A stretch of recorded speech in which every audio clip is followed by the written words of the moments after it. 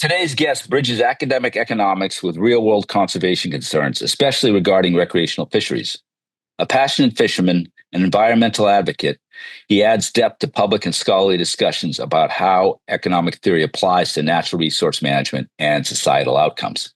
He has a growing research portfolio of blending environmental economics with natural resource management. Some of his educational highlights: the PhD in economics from the University of Tennessee. He previously served as a graduate assistant before joining the faculty at University of Alabama at Birmingham. That's the B, right? That's the B. Right. And awards would include the Garrison Award for Excellence in Teaching and the Hawley Award for Excellence in Research. So, well-rounded guy and a fisherman. Please welcome Dr. Ben Meadows to the Saltwater Edge Podcast. How are we doing today, Ben? I'm doing awesome. Thanks for having me. And I apologize in advance for my Southern accent. I've tried to shake it for 35 years. It's not coming off. So that's fine. If you need me to pronounce anything, I won't be offended. I promise. Yeah. Well, it's funny. I went to school in Maryland, grew up outside of Boston, went to school in Maryland. And by that first Thanksgiving, my mother's like, "What has happened to you? Your accent." So I think it's a malleable, changes, I don't know. But it's good by me. Now that you certainly come from football country compared to a guy who grew up in Boston. Did you have some football in your past? I did. Did I hear this? Yeah, come on, look at the camera, man. So you can't look down. No. It's the fact that if you meet me in person, you're going to think I'm a liar because you're an average 5'9" with an average build. You don't look like college football material.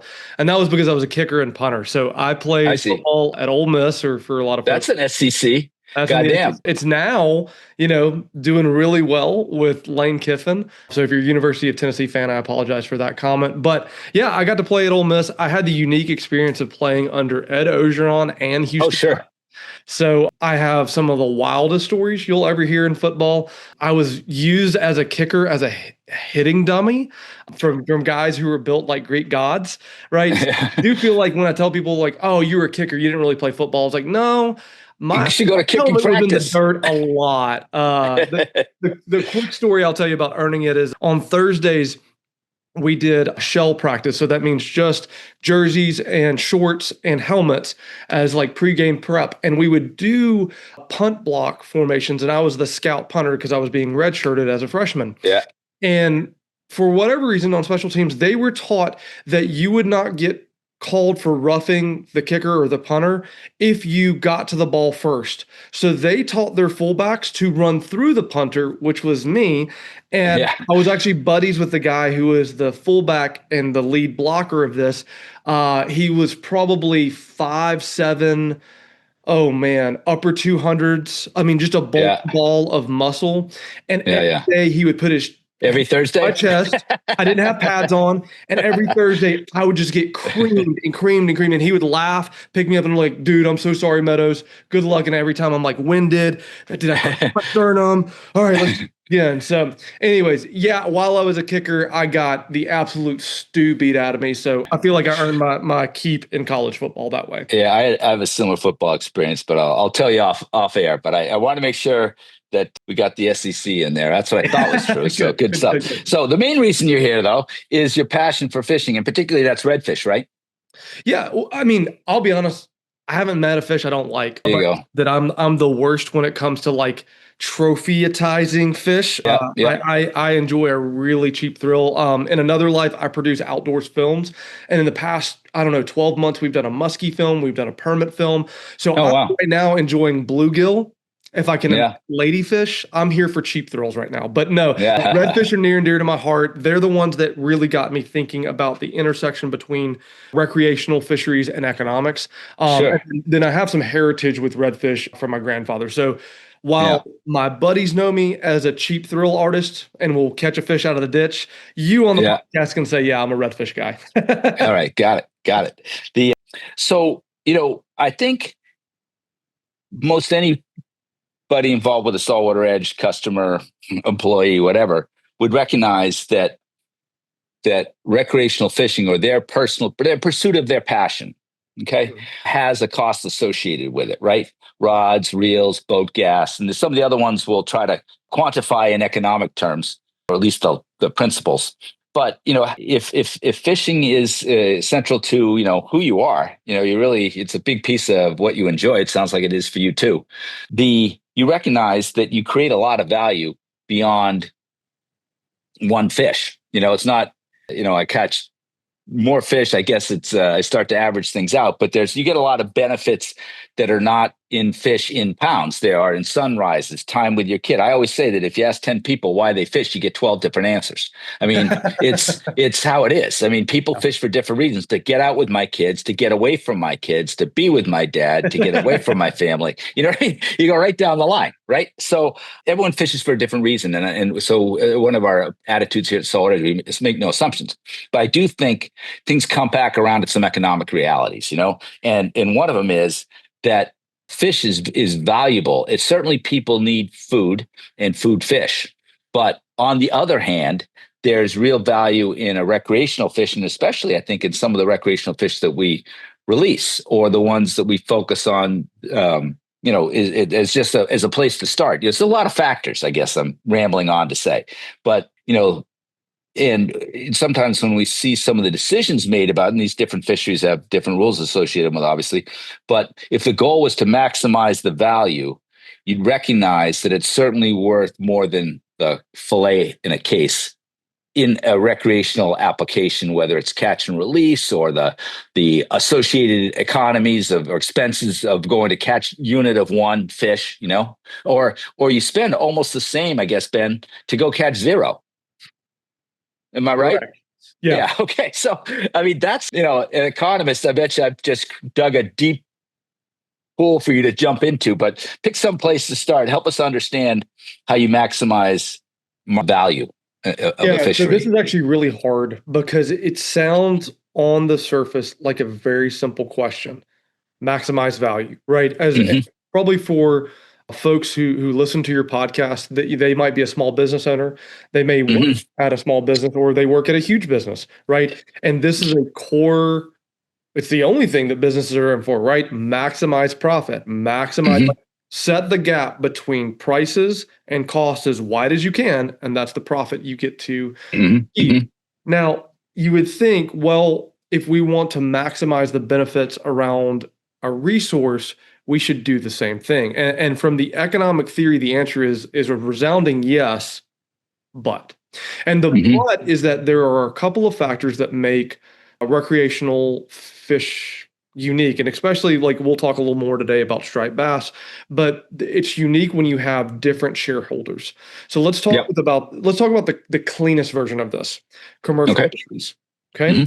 Like you were saying, fish hits a dock, there's a fillet price for it, and that is a clear market signal, right? That price tells me how valuable it is. And if I could, the market signal would be if it's overpriced, because this is absolutely true of rods and reels too, lures, right? If it's overpriced, you don't have demand.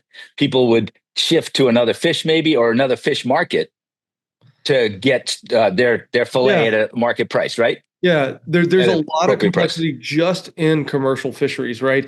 So if I served you a frozen yellowfin tuna steak from Indonesia that had freezer burn on it, or a fresh bluefin tuna steak, those are different, right? The market signal, right? If I went to a fish shop, I would see a marked signal in prices about the value of those things. Okay. But like you said, there's even complexity in commercial markets, because is it fresh? Is it frozen? Location versus quality. You've got to start thinking about, like, when you want to manage that stock to the highest value, you've got to think about recruitment, right? How fast is the fish spawning, right? There are plenty of stocks that are probably near and dear to your listeners' hearts that have been depressed for decades, if not centuries. I think about, like, New England cod, right? When you think of those kind of fisheries, we're only in the bucket of commercial fisheries, okay? And so economics midway through the 1900s started to develop calculus-based tool sets to help us understand the maximal value we could pull from a commercial stock. And this is where, like, in grad school, man, light bulbs went on. I really enjoyed this. Like, there's some, I'll throw like an intellectual nugget for folks to chew on if they're driving down the road right now. Okay. Can a commercial stock ever go extinct? And I think we all withdraw for a second of like, I've watched enough National Geographic to know, yes, fish stocks can go extinct. But there's kind of this fringe idea in fisheries economics that so long as the fish is spawning, okay, it's going to be hard for us to fish that fish to extinction because no commercial fish to zero. Is a moron. Because if I'm going to try to go harvest the last cod on Earth, I'm going to spend $2 million in boat gas, which I know I can't recover when I sell that last cod. So there's this kind of a protection bubble of economics on that stock. And again, don't hear me say that it's not overfished. That's not what I'm saying. I'm just I get you. It's the dynamics of commercial. That's diminishing return, isn't it? If I was exactly. Look at me. You're running, man. But yeah, it's this idea that no commercial fisherman is absent of market forces. If I can only sell a fillet for $2, well, I better make sure the cost to get that fillet is under $2. Now, that is where most economic tools have been developed, is around commercial fisheries and all the kind of but and if that's associated. So a slow growing fish versus a fast growing fish, a fish that has critical mass that it needs to spawn versus one that's just happy with very little individuals. Oh man, I'm doing a bad job on summarizing the commercial literature, but it's deep and it's well developed for decades. And these are really interesting tools. And basically, we could spend the rest of this podcast talking about the gap that emerges from commercial fisheries over harvesting fish and where we would get the maximum value. And I think actually, let me quibble there just for a second, because it's going to come back to us when we talk about recreational fishery. So there's this. A lot of your listeners probably have heard the term tragedy of the commons, and it goes something like this, right? I have 100 fish in the water. Nobody has rights over them. And so if I'm a fisherman and I go out and see those 100 fish, I'm going to catch as many as I can, because if I don't, someone else is going to grab them, right? And I'm not a bad person for doing that, right? It's just that's the incentive, right? If I don't catch these fish, someone else will. And so what we have to realize is that that's called the open access problem in fisheries, meaning that, hold on. Sorry, my dog. Hold on. Reagan, stop. Starting from the same line. So we call that the open access problem in fisheries economics, meaning that because anyone has access to it, they have the incentive to abuse it. Let's be honest. What it is. If you're really economical, this is called a negative externality, meaning my fishing behavior affects everyone else in the fleet. And this has been well documented. It's well known. A lot of your listeners know about the tragedy of the commons. But fisheries economics, where I've gotten interested in it, is how do you close the gap between where we want the stocks to be and where that tragedy of the commons happens? And so that's where policy is. Policy is really trying to push anglers, in this case, still we're talking about commercial fisheries, we're trying to get the incentives back into the market so people behave like we want them to. But there's this weird kind of truism when it comes to fisheries economics. To get the maximum value, coming back to your original question, get the maximum value from the resource, the best structure is a monopoly. And I know we'll put a little break glass. I know we're all Americans. We love competition, but hear me out. This is why a monopoly is the best structure for maximizing a fish stock. Okay. If I own all 100 of those fish in that context I was just talking about, when I catch an undersized fish, because I'm the monopolist, I'm the only one who gets access to it, I go, well, what a waste. You go back in the water. I'm going to catch you in a couple of years when you're the proper harvest sized. Right. Also, I'm going to start thinking like, wait, I'm not going to go catch 100 at a time. That's going to gut the market price. Right. There's going to be a glut of fish on the docks. I'm going to start to, y'all would call it sustainably harvest. I'm thinking it's just making a lot of money. Right. I'm going to limit the amount of harvest I'm doing so that when I return to the dock each day or each week, I get a better price. I can ensure a higher price. And so the more you think about it, you're like, oh, wow, this is really awkward, Ben. Right. A monopoly is the best way to make sure that the total value stays in the fishery. And so what economists aren't advocating for is like, let's get everybody out and have one monopolist so that we have a high price. It's like, no, how do we craft policy?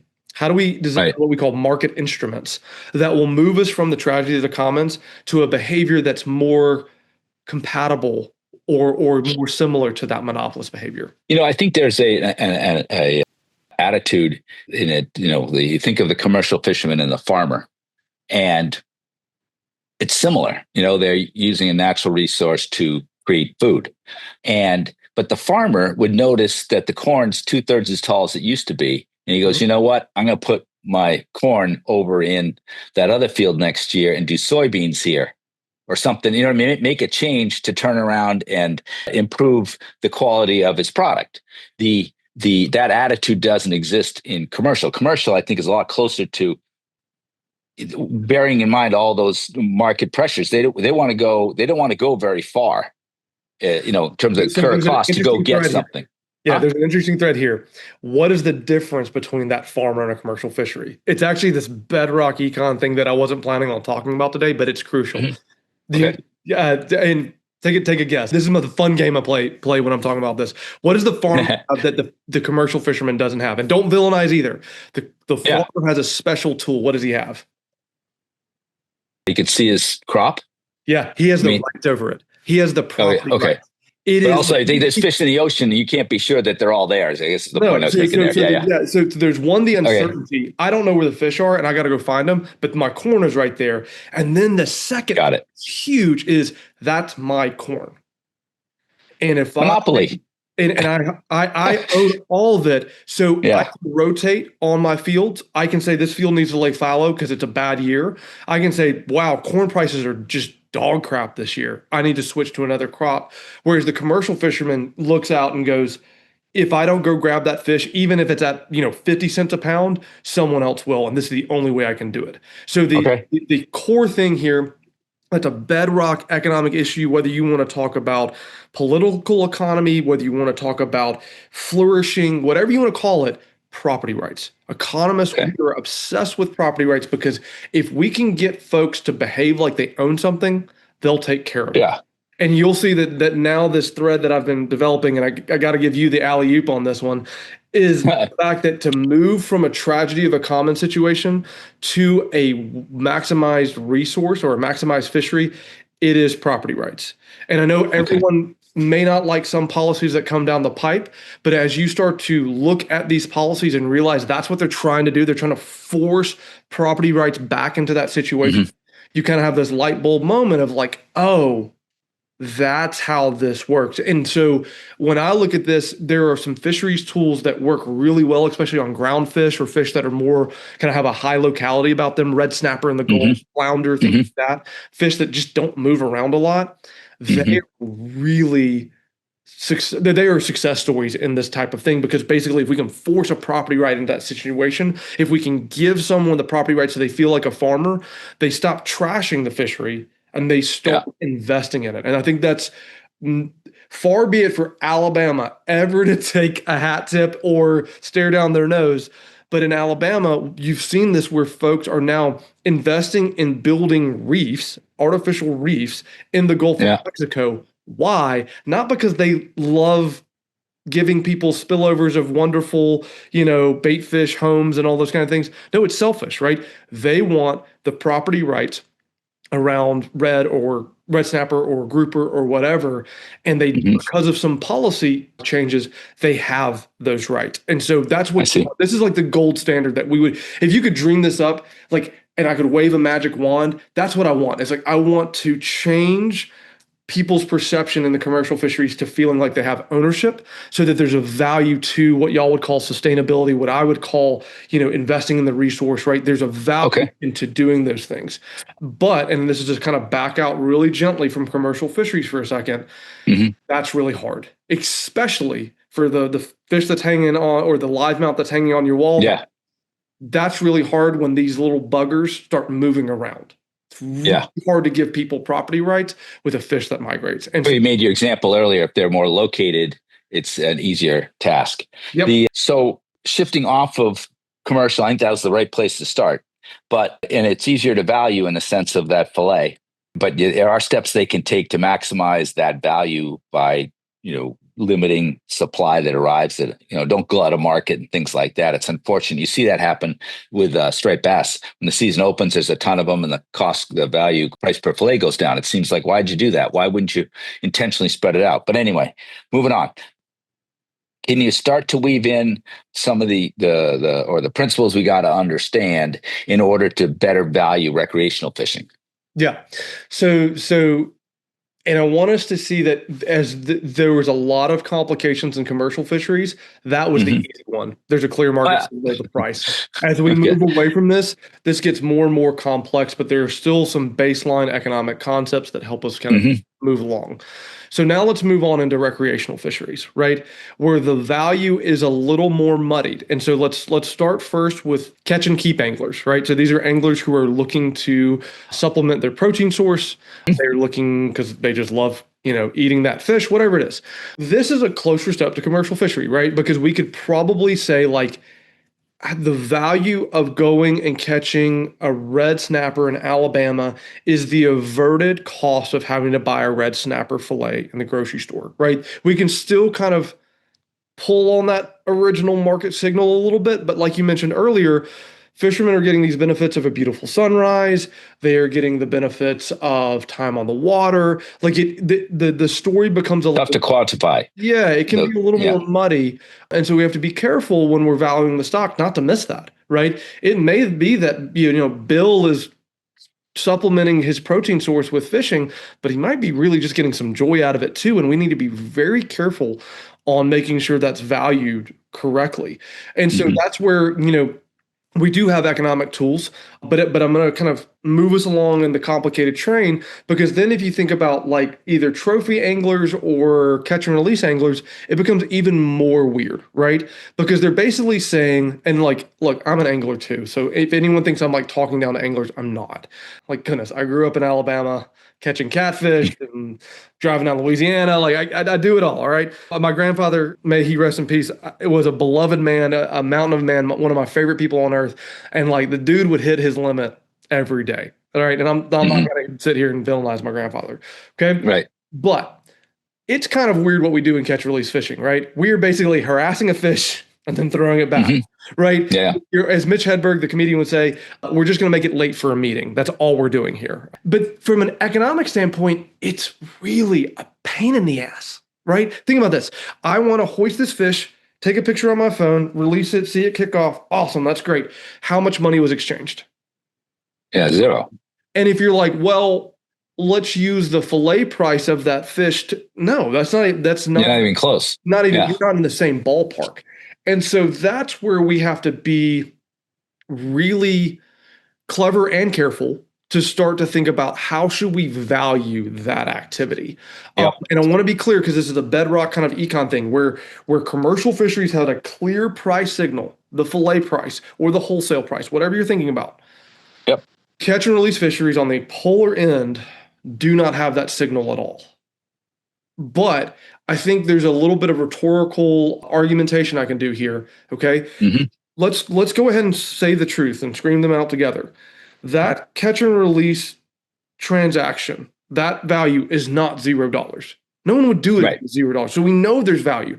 Obviously, it's also not infinity dollars, right? We know that it's not like the most valuable thing. Like, because again, so I do this with folks because I want us to say, like, look, the devil's in the details, but it's somewhere in there. This is a non-zero price, and it's obviously not infinity either, right? So we need to be careful on how we figure out how to kind of assess that value. And that's where myself and others have really gotten excited about like very nerdy things about like how do we assess the value of these catch and release movements? Because one thing that struck me is it's what's funny is like as I learned about a lot of the economic tools we use, I read them as an angler, which is funny, right? Normally I read economic papers around education and immigration and energy policy and all this other stuff. And I'm like nerd brain econ the whole time. But when it's a fishing paper, right, or fisheries paper, angling first every time. I can't take that hat off. And one of the things I've realized is that a lot of the tools we use to try to get at how to value catch and release angling was built on kind of this harvest first mentality. I think is an opportunity for growth and understanding, right? Because only as an angler would you realize, like, if I'm going to go out for red snapper, and I'm sorry I keep coming back to that. If you want to pull in northeastern fisheries to get me back, go keep you rolling. But if I go out for red snapper or gag grouper, right? I'm going out because those are delicious on the grill or in the frying pan, right? It's like it's going to be a fish that I am there to harvest because they are delicious. The angling method, the trophy hunting, there's just not a context where you hear a lot of guys who are like, man, I got a 40-pound red snapper and release that baby, and it's the coolest fight I ever had, right? Typically with these ground fish, you're ripping them off the bottom, right? Trying to get them out of a hole. It's not jumping. It's not, it's not trophy hunting. And so it's clear that the angler's goal is to harvest. Now, when we've done surveys in economics on this behavior, we see what we call disutility in release. And what I mean here is that you were saying earlier, like diminishing margins, right? It can be true in fishing, right? If I have 100 fish day, my first fish I catch is awesome. Oh, I get it. Yeah, absolutely. The 100th, I'm like, maybe it's just time to enjoy the moment and kick back, drink a beer, and that was fun. Now, disutility says I am losing happiness with every fish I catch. And there's something interesting that happened in these kind of for food fisheries, these catch and keep fisheries like red snapper, when I hit the bag limit. Now the regulations are causing me disutility. So if the limit was 2 or 4 or 6 or whatever it is, right? The next fish I catch over the bag limit sucks, because that's a fish could be in the frying pan. That's a fish that could be on the grill. And there's not like, if I'm doing a lot of bottom fishing, I may not be getting a lot of joy cranking these fish off the bottom because I was like, I really just wanted to keep them. Okay. It had a purpose. Now you don't. Yeah. And that is where most of our research has come from, right? We're saying, look, we know that anglers hate throwing fish back, so we've got to be careful about bag limits. And like I was saying, like as an angler who's reading that, I was like, wait, hold on. That's not true of largemouth bass, right? I think you could survey a lot of anglers in the United States, and they couldn't tell you what the bag limit in their state is on largemouth bass. Why? Sure. You throw them They never keep them. They never keep, and like as a Southerner, they are fine eating fish. They are. Bass, never have. Great eating fish. Yeah. But why does one do it? Because the norm has emerged that you are supposed to throw that fish back so it can grow bigger, because we are there for the fun of largemouth bass fishing. But notice, if I take a model that's predicated on red snapper and apply it to largemouth bass, I'm going to get some really weird results, right? But sure. There's not, I would say there's probably not a disutility in throwing largemouth bass. There's an expectation. It might not even be the reverse, right? You might be walking, to your local county lake and you see a dude, keeping a 10-pound striper for the table, and you're like, 10-pound largemouth. You're like, what are you doing? Like that's not a food fish. That's a trophy. Take a picture and throw that back. And so where I'm really excited is that there are some toolkits that have been developed and that are being deployed and that are being applied to help us understand the value of recreational fisheries, not only just catch and keep, but catch and release. And I think there's a lot of room to grow there that I'm excited of being a part of. So would those be the things you've referred to in the past as non-market valuation tools? Yeah. So that's what we're going. Then are there any things we got to cover from the principles section before we can talk about that? Because I think that topic's arrived. We should just go into it. Yeah, I think we just roll into it. I don't think. Go ahead. Let's do the non-market. If you ever wanted, a theory one, we can dial back and go back. But I think we've. If the listener has any questions, they're not getting my email address. There we go. Anyway, why don't we move on to that? Because it's an emerging area in economics. It's a critical aspect for recreational fishing. And, we're out there. I mean, I always make the comment, podcast listeners probably heard it before. There's plenty of times where, at least it relates to striped bass, the surf guy's coming off the beach, taking off his wetsuit, the fly guy's pulling on his waders, and the light tackle guy's going out the inlet. They're all within, 50 yards of each other at, 4:30 in the morning. but they're there for different reasons. At least their methods keep them separate. This guy goes to that meeting, reads this magazine. This guy goes to that show, and we have to build a bigger tent to include all these methods. We have to see what we share as a resource and our weight to leverage the full value of our weight being, participants, voters, dollars expended. Yeah. I mean, that's a stat, and it's not we're bigger, we win at all. But in Rhode Island, recreational fishing contributes $417 million to the economy, and commercial fishing contributes $380. So roughly the same. We're scooch bigger, right? But they're great at communicating, and they have well-established methods of getting involved in policy and influencing outcomes, right? We don't. Like we just said, we got 3 different guys going in 3 different directions for the same reason at 4:30 in the morning in a parking lot, right? Yep. I mean, so that's obviously why, or not obviously, but to me is my driving interest in the American Saltwater Guide Association, an organization that is trying to build that bigger tent, because we have weight. There's an awful lot of us that vote. There's an awful lot of us that spend money, and having our contribution appropriately valued, which is what I understand these new market valuation tools are intended to do, I think that'd be a great interest to our listeners. So if you want to school us on a couple of things from that, that make up that approach, I'd love to hear it. Yeah. So let's start back up just so that we can, take a deep breath for the folks who are driving, for the folks that are, got it on their AirPods and trying to, dial out the kids in the background. So remember where we're starting, right? And I think striped bass are the most interesting vector for this. It's okay. Why I got really interested in this. And I'm not a striped bass angler. I'll be honest. Like we don't. Yeah. It's not a thing in Alabama that I really go after. But Atlantic striped bass are interesting because you have commercial fishing around them. In some states, you have recreational catch and keep, and you have recreational catch and release. So to your point, everyone has a part of the resource they use, and everyone obviously values the resource because they're all using it. Keeps showing up. Yeah, and it whether we like it or not, it's an economic question, right? Mm-hmm. We can't live in this like non-scarcity mentality, right? There's only so many striped bass in the water. Yes, there's recruitment. Some years it's good, some years it's bad. But at the end of the day, this is a biological constraint that we have to acknowledge. And you have to think about, okay, well, how do we apportion that stock? Who gets what? How much should we apportion for for recreational harvest, for catch and release post-mortality, and for commercial harvest?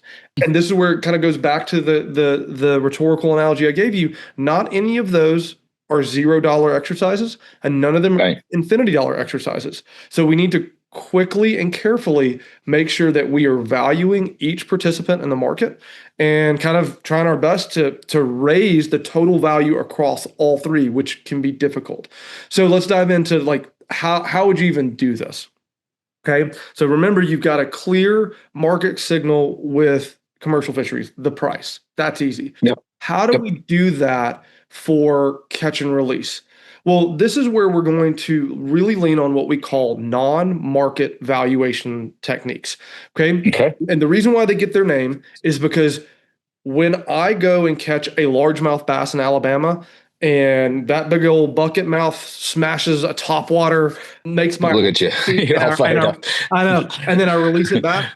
It cost me $0. The bass did not hit my bank account. The bass did not Venmo me. The state of Alabama did not like track me down and say, hey, you caught that bass, you owe us $8, right? It is a non-market interaction. Okay. But it's not valueless. We know that. So how do we do value? Well, there's 2 big methods we use. And I promise this is deeply nerdy, but also fascinating. So I'll try my best to keep folks dialed in because I think this is why you're here, man. So the first one is what we call stated preference methods. And they thankfully mean what they say. Stated preference. Okay.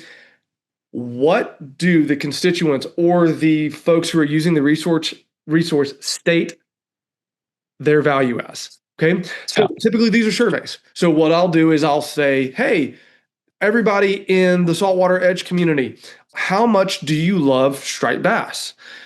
And everybody's like, I love them lots. And you're like, no. Oh man, how much money do you love striped bass with? And they're like, 1 million. And you're like, oh, and so with stated preference methods, we have to be really careful because there's this hypothetical bias. I once had this wonderful interaction with a student. I was like, how much would you pay to save the polar bears? And this dude in the back of the class goes, $5 million. I love polar bears. And I was like, one, check yourself. That's way too much for a Monday morning. But two, like, can you go ahead and Venmo me that $5 million so I can deliver it to polar bears? And he goes, oh, dude, I only have $10 in my bank account. And I'm like, well, then why did you say 5 million? And he goes, well, that's what I think they're worth. And this is what we call hypothetical bias. It's really hard for people to put a dollar amount on something that's never had a market transaction, right? So we have to be very careful. And that's where I've seen resource economists get really, really clever and really good with trying to get anglers to assess. And so one of these things is called a discrete choice experiment. So what this means is I give you, and some of your listeners may have actually done this before in a survey and they didn't know what was happening. So I give you 3 options. I say, hey, trip A gets you 3 underslot striped bass that you have to release, 1 slot striped bass that you get to keep, and 0 trophy fish. Option 2, same thing, but with a trophy fish. Option 3, no small fish, 1 slot and 3 trophy fish. And then I vary the prices and randomly iterate them for different survey respondents. And what that's going to allow me to do is look at the what choices people make depending and when it tips. Yeah. And I can back out the difference in the prices, right, for the value of that fish. So it's kind of like giving people a menu. They've never been served a fishing menu before, but it's like, which one do you like? And if I have to charge you, keep in mind, it's real money. Like, which one would you pay for? And that helps us get around a lot of some of these biases that we see. Okay. That's called a discrete choice survey? Discrete choice experiment. This is still what we'd call experimental economics because we are going to vary people's engagements in these surveys to try to kind of understand how much they value the resource. One that's newer that I really am interested just in a nerdy sense is pivot analysis. So basically what I'm going to have a respondent do is pivot from their last experience and ask them, if I can change something, how much would that be worth to you? And basically it takes a lot of the hypotheticals out of the arena. So if I asked you like, hey, let's make this real. What last striper trip you went out on, how'd you do? Oh, me? That was this morning. 1 bluefish is how I did. Thanks for asking. Jesus. It's a great baseline. All right. So it went really poorly. And so I'm like, hey man, what would you have paid if you could have sent money to your local Fish and Wildlife that would have guaranteed you one 29-inch striper? How much money would you send them? And here's this. I know it sounds simple to like a lot of folks are like, oh, this is duh stuff, and I'm glad you feel that way, right? But think about what it's doing. You are thinking about this recent experience for you, scarring experience, right? Yes. And you're pivoting away and saying, if I could have changed this, how much would I have spent? Well, what you're telling us, right, is the value, right, that individual resource. And that pivot, it gives you a context of. Yes, you're not doing all the hypotheticals. You're literally It's more tied more to recent experience. Yeah, and you're like, okay, that sucked. I would pay $100, or that sucked. I would pay $5. Whatever it is, there's no wrong answer. Yeah, right. And then, like, I think with a lot of these developed charter fisheries or guide networks that you see in the United States, it's even more salient, right? Because what I can do is say, hey, your last charter trip you went on, okay, how'd you do? And maybe they just caught a bluefish as well. And you're like, okay, if that guide could have put you on a 45-inch striper with 100% certainty, they knew where it was, they just didn't take you there, and they took you there on the next trip, how much would you tip them? And what I love about that question is like, it's real money and it's a real tip. And people are like able to kind of put 2 and 2 together. And so that's kind of coming up for air here. We've kind of went way down in the weeds, but that's where there are some really interesting models and strategies in stated preference methods to help us understand how people value these things. Because again, I want to take us all the way back. When you release a fish, technically it's $0 at that moment, but we know it's not. That's not actually the correct. You actually bring up, maybe I brought it up, but the idea that of not catching a fish, there's value in that. Right? In the sense that that's what makes it so hard to do what you do, because I still had a great time with my buddy. I still got a great sausage, egg, and cheese. Still, there's a whole bunch of memories, the jokes, the fish that didn't eat, a swirl, all that. And so, we and caught, you're ripping on something that I don't see really developed right now in the economics research, but I want to, because it's fascinating to me. What you're telling me is you find value in the stock, which is different than value in the harvest. So when fishing, absolutely. Stock is the number of fish, and I think with reasonable certainty for a lot of catch and release and catch and keep anglers, they get joy, they get value, they get utility by seeing a foaming mass of fish doing their business, right? The swirl you saw, or one that that's exactly right. This is it. That's not $0. That's like awesome dollars. Like I actually had this in a little stream in Alabama. We were fishing for these little native strain of red-eye bass, and I had one somersault over a popper. It literally hit it with its nose and flipped, and it was so mad it missed the whole thing. And we all just laughed for about 3 or 4 minutes about how cool that fish was, right? There's value in the fish just being there, doing their thing. And I would tell you, as a business owner, there's this aspect of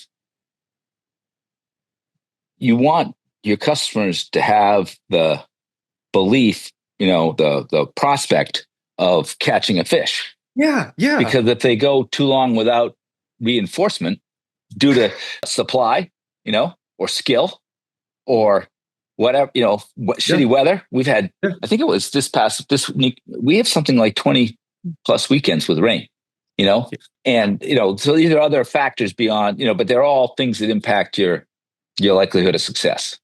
Yeah. You want the prospect of success. I guess that's the way I'm saying that, So this is interesting. So think about it from like the top level of, if we can manage a fishery perfectly. You're telling me that it's not how many fish we catch, which is interesting. So like, think about this. It's not how much commercial fish catches. It's not how much a recreational catches. There actually might be benefit for fish just swimming in the water as well. And absolutely. It's an opportunity. So you're like, absolutely, this is easy. And I'm like, dude, this is hard in econ, because now we're changing the game a little bit. We're saying like, this would be, let's go back to your original example. This is like, and it might be true, there is value to your farmer not harvesting the corn because it's pretty for the Airbnb that's across the street, because they just like seeing something that looks Americana. Okay. And we're not capturing that. If you ask the farmer that, like, hey, don't you enjoy looking at the corn? He's like, yeah, I'm thinking about selling it, right? Like, I'm going to harvest this thing.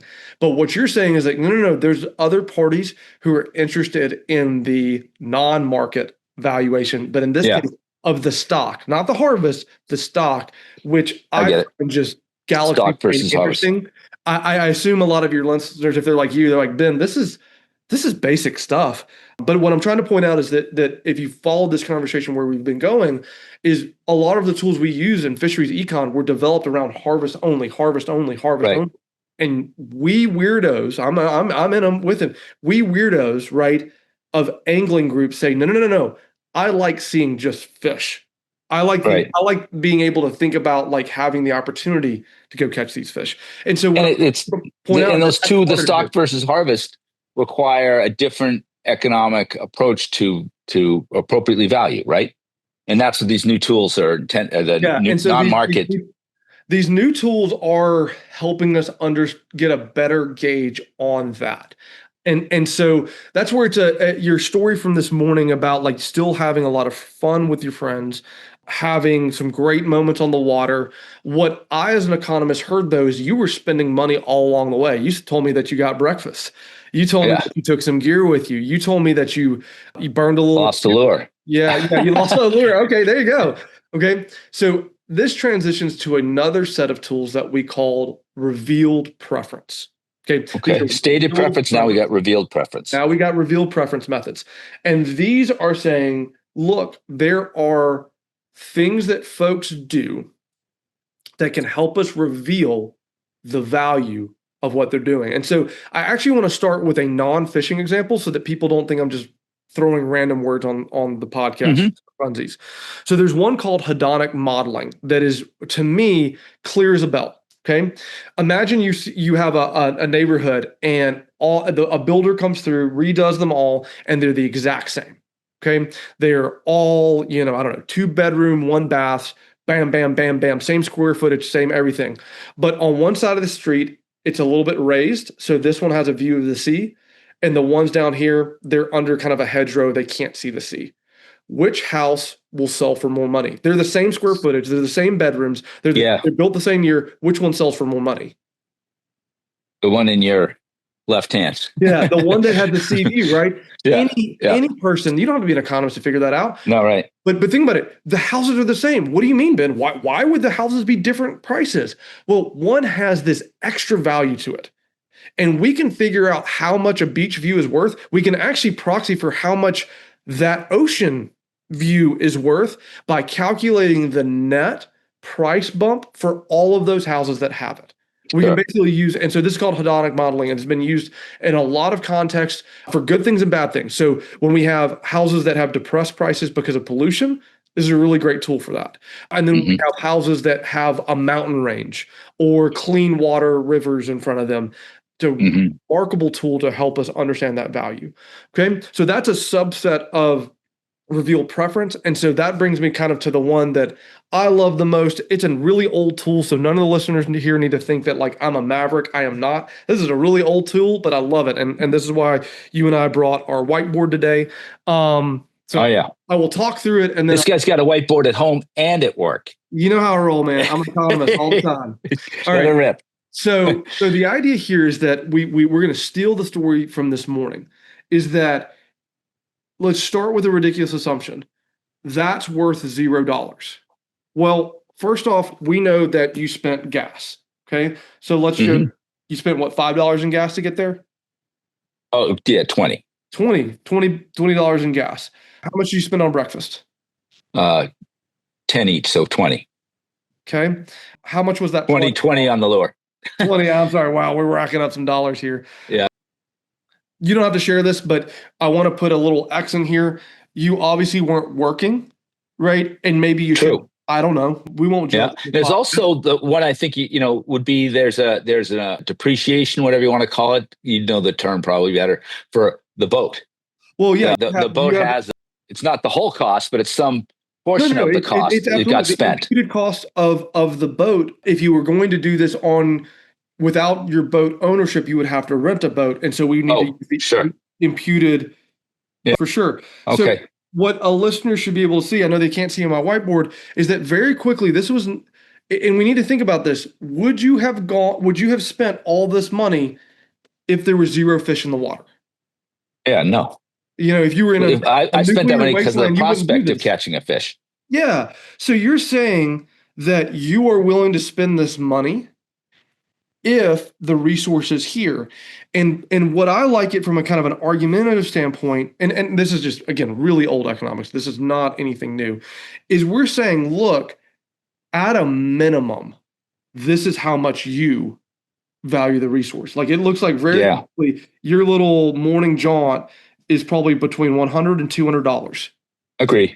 You were revealing to me as an economist that you value this at least $100 or $200. And how do I know this? Because, and this, I mean, I'm going to draw this on the whiteboard, but everybody listening, I'm drawing a huge greater than sign. It's really bad math here, right? Is that striped bass, just going to draw a little fishy there for us, it has to be more valuable to you than all the money you spent this morning.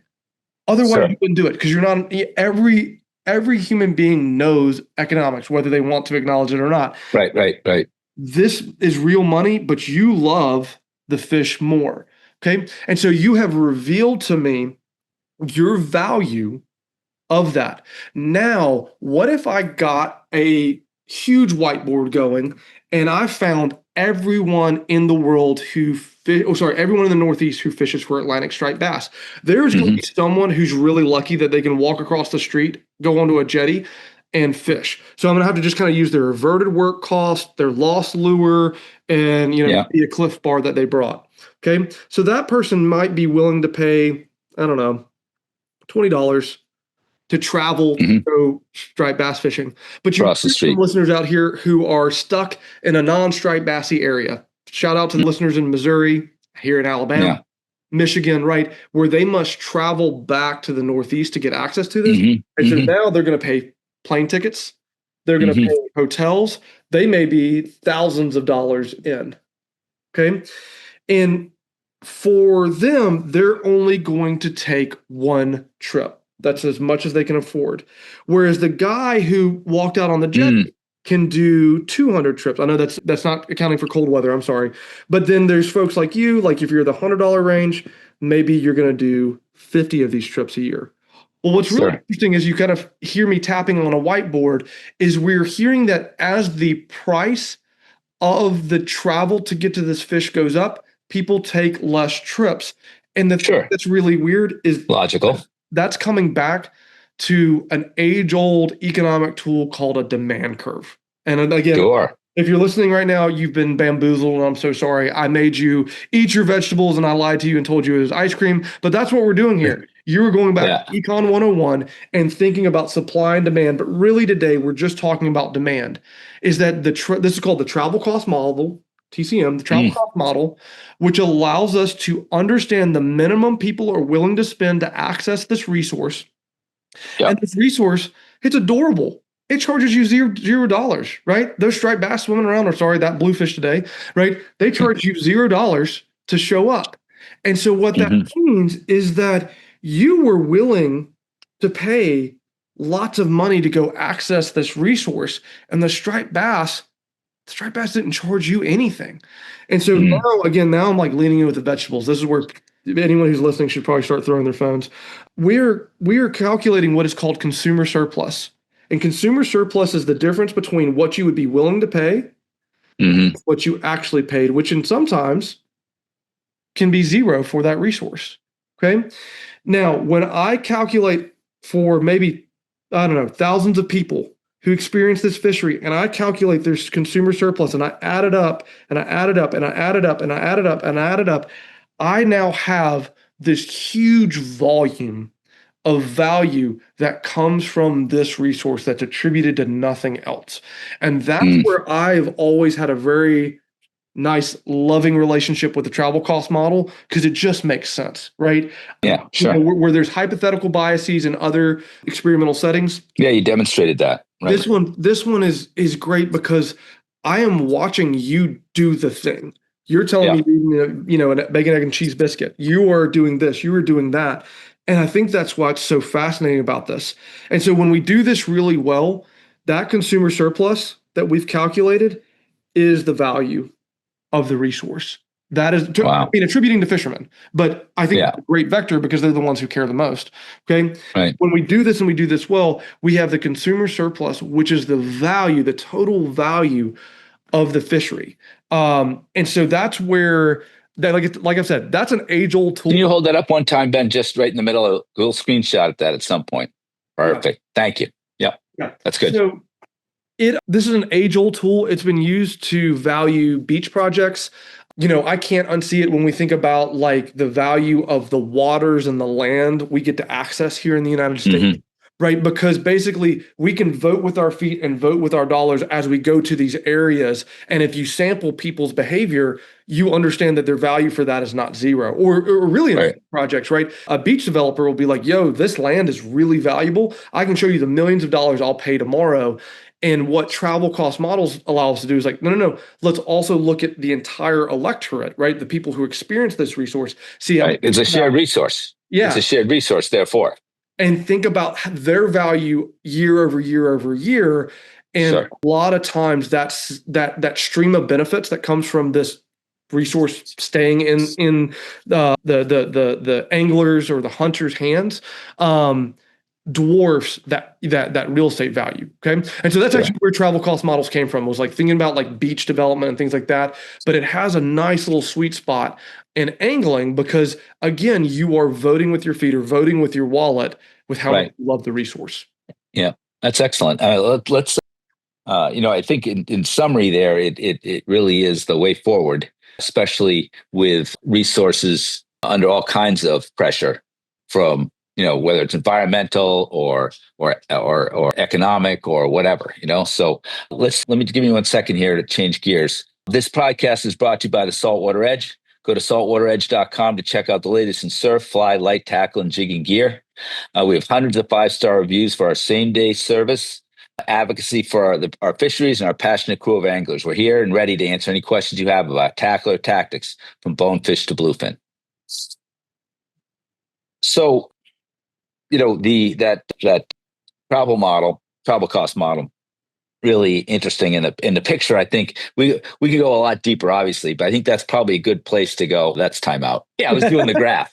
Timeout. That was good job. I drew a demand curve on a podcast. Yeah, we probably should time out. Call it good. Yeah. But other things I'd like to dive into, but I think we're at a good bite size right now. Let me ask you some wrap up questions. Yeah. You said that you're a cheap thrill, ladyfish and everything else, largemouth bass. I know you have a bonefish debacle. You want to share that real quick? Oh, I have lots of debacles. How much time have you got? The bonefish one had some economic theory in it too. You ran out of gas in the Bahamas. Gosh, yeah. So believe it or not, I use that as the introductory story for my economics classes I teach.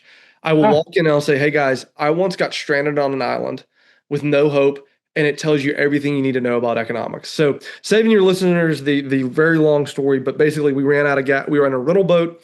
We ran out of gas. This was pre-cell phone saturation. So we were up a creek without a paddle. And in the Bahamas, remote Bahamas, right? Oh, yeah, we were on an uninhabited island because we were... Well done. Yeah, I mean, when you're 23, you think like a 23-year-old. So yeah, invincible, nothing can go wrong, and when it does, you don't have a plan. But what I always find fascinating about that story, and it's why I tell every class I teach as like, this is economics, because they're like, what does being a fool and being stranded on an island have to do with economics? Is that in the moment of like realizing we were completely screwed, me and my fishing buddies, who kind of make up the Dorsal Outdoors umbrella, we pooled all our resources. And it's horrible. Like, I think people are going to drop their phones when they hear this. We had like 2 Dasani water bottles and a granola bar. And we were not prepared. We were not planning well. But the thing is that when you pool those resources and say, okay, what can we do with this? That's economics. It's saying there's scarcity in the world. We only have so much. How can we get the highest value out of it? And what I love walking my students through is like, I invite your listeners into the story. How would you have 6 guys, how would you divide up 2 Dasani water bottles and a granola bar? And if you're really wanting to have fun, go look. I get that loaves and fishes guy. Yeah, I know, right? That would fix it. But if you look at the string of islands off of Exuma, you'll see that these uninhabited islands. And so if you're on Google Maps right now, you can play the game with me. How would you divide 2 bottles of water and 1 granola bar up? Well, there's one way to do it that spoiler, or actually, it's not spoiler alert. One way that we thought about it, right? Take the 2 Dasani water bottles and that granola bar and give it to the guy who's most in shape and the next guy who's in shape, and have them run and go get help, because your goal, right, is to get off the island. So believe it or not, I just tricked you again. That is the economic model of efficiency, right? That the goal is to get off the island in the most expedient way possible. So let's find guys who are in shape, who can run and swim, give them the water they need so they don't get dehydrated, and a little bit of fuel with granola bar. The other thing we could do, right, is fair and square. Divide it up 6 ways so everybody's getting like a couple cupfuls of water, a crumble of granola, but at least it's fair, right? That's equitable. It's equitable. But what I always like to point out to my students is like, notice you can't have both. You can either do the efficient, you can do the equitable, you can't do both. And economics typically, and I say, like, look, talk to an ethicist if you're like, I want to know about fairness. Do not talk to an economist, okay? An economist would say, look, your goal, you told me your stated goal is to get off the island, go with the efficient option. And so anyways, yeah, that's my bonefish debacle story that I think actually gives you a wonderful primer into economics, because that's how economists think. So then when we throw into striped bass, a lot of times an economist is not going to think about fairness. An economist is going to think about how do we get the highest value out of the Max resource. value. Yeah. And it could be that it is commercial fishing. I think a lot about like bluefin tuna fishing, like maybe portioning the stock mostly to commercial guys because it's such a high value fishery, makes sense economically. I don't know. But then you think about like catch and release fisheries and trophy fisheries around striped bass, maybe apportioning that stock is more economically efficient because that's where the dollars are, right? So it gets very weird really quickly, but anchoring ourselves on these basic economic concepts of like we're here to try to maximize value for everyone in there in the most efficient way is kind of a core tenet of economics. And it also has to do with getting stranded on a bone fishing trip. So any time you've noticed economics, your deep background there, have an influence or positive, like way you looked at a fish or a fishery or an angling opportunity, or, I mean, really, is that a bridge too far? No, it's not. It's not. It just you lose friends when you do that. So no, think about that. Like if I could teach anyone anything about economics, it would be the idea of opportunity cost, meaning that the cost of an action isn't the dollar amount; it's whatever you had to give up to get that thing. And when you think about like it's the last hour of the day and you're fishing, and you're like, should we run 30 minutes the wrong direction to get 5 minutes of glory at our sacred spot? Or should we putter 5 minutes away from here and get 50 minutes of fishing, right? What are you doing in your head as a fisherman? Thursday, made that decision this morning because we had to be in by 9 to open the shop. So shit. So there it is. Good. Cost. Now, cost applies to everything, right? Opportunity cost applies to everything. So you remember what I was talking about earlier, right? When we're trying to value a beach in the right way, whether we're going to develop it for real estate or we're going to use it for public access, well, you can't have both. So because if we develop it for real estate, I have to give up all the public access. If I do the public access thing, I have to give up the real estate development and all the tax dollars. Okay. So opportunity cost is just I think just a clear hot knife through butter concept of like the cost of things are whatever you give up to get them. And yes, I can't unsee them in angling when we're out fishing, but you lose friends because like, hey, Ben, shut up, stop with the econ stuff. I don't care. But no. The more you think about econ, the more you see it everywhere in the world. Like you would actually love to see. That's how you see the world. Yeah. You'd love to see when you hold a trophy fish not trophy, excuse me, a slot fish that is eligible to be kept. You would love folks to think about, well, it can be in the cooler and I can have delicious fillets, or this can be part of the brood stock for the next generation. That's opportunity cost right there. And I'm not actually going to. It's interesting when I talk about, and it's often about striped bass, but there's other species too. I mean, like mahi-mahi is abundant and a great fish makes great fish tacos and everything else. But whenever I talk, I think it's an individual choice.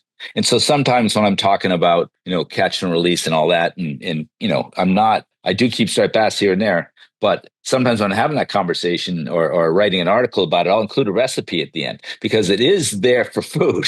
You know what I mean? There might be times where it's, that it's an appropriate choice. I mean, the one that, and this is just my personality, I just don't appreciate people that keep striped bass and then we lose it to freezer burn. Versus for example, when I catch a bluefin, I have a tuna list and my rule is you need to eat it within 2 days. Yeah. If you can't eat it within 2 days, I'm going to give it to somebody else. And I've got, 12 phone calls I could make and I've got, 8 dinners. Yeah. Right. And so it helps people, at least for me, you do you, but that's the kind of the metric I'm working with. Let me ask you one last question. You have 1 day left on Earth. Where are you fishing and what for? Oh, wow. That's a great question. Thank you, sir. My last day on Earth. Man, that's hard because it's like, do I want to go to a fishery that really means something to me, or do I want to go out with a thrill? Right? Like I had the can't have both. Can't have both. It's opportunity cost. That's one thing. Yeah. See, it comes back. It always comes back. Right now, and I hate to be quoted this way, Right now, I would go the sentimental route. Maybe I'm being pre-primed from our conversation about thinking about all these things. It would be, I get to dictate the conditions. So it's the 3 mile an hour to 5 mile an hour winds, Louisiana marsh, throwing poppers at very happy redfish. As my best friend and business partner at Dorsal calls them, slotty pippins. So Nice. slot fish that are just happy to wreck your fly. Lots of fish. Where it becomes me, I'm not trophy hunting in my last day. I'm just enjoying fish being stupid with poppers. That's what I'm doing. Love it. That's what I'll do. Good stuff, Ben. So, question: where can the audience find out more about you? I want to hear a little bit more about Dorsal Outdoors, and I know you and I are getting to work along with the Guide Association, of course, on a proposal for economic valuation of Atlantic striped bass project that you're kicking off here in the next little bit. But so people will hear about that, I guess, later. But the where can they learn more about Ben, Dorsal Outdoors, that kind of thing? Yeah, so I am a millennial, so I'm like kind of a digital go-between. I remember the world before cell phones and not, but it's just easier to use the digital tools these days. So we deploy a lot of our stories from Dorsal Outdoors via YouTube. It's just the place we found a home. And so we really love telling stories. And if I can, I love tricking people into learning stuff. Like I said, about getting stranded on an island and things like that. So we've got a series that we're booting up that I'm really excited about, which basically emulates this conversation, but out in the wild. So nice. If I play my cards right, it should include stories of red-eye bass. It should include stories of striped bass, roosterfish, redfish, Jack Crevalle, all these species that I think are near and dear to any angler's heart, but I'm going to use them as a vessel for having these really interesting conversations around economics. So stay tuned. I'd love to keep us in the loop, because I'll make sure my audience, if they don't see it another way, sees it through Saltwater Edge, because that's very interesting to me. Is it dorsaloutdoors.com? Yeah, so dorsaloutdoors.com is our website. If you Google Dorsal Outdoors, you'll see our YouTube and Instagram, and that's where we deploy most of the things that we do. So that's the easy way to find us. Hey, Ben, pleasure, man. We'll do this again.